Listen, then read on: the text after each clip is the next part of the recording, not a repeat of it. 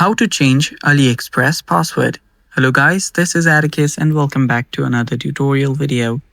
In today's video, I'll teach you guys how you can change AliExpress password. So before we begin, if you're new to our channel, head down below and hit the subscribe button so you don't miss out on our future videos.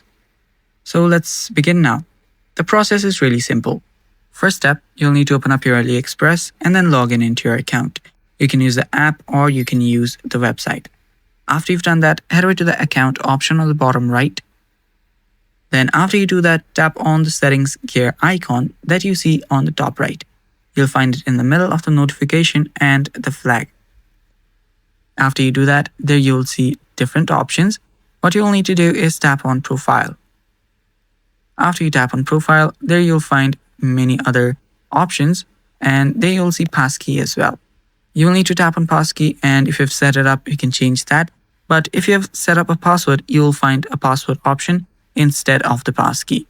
Tap on the password option, and after you do that, you will then simply need to change your password. You will need to type in your current password and then your new password and then simply confirm it. And that's how you can change your AliExpress password. Thanks for watching. Stay tuned for more, and bye-bye.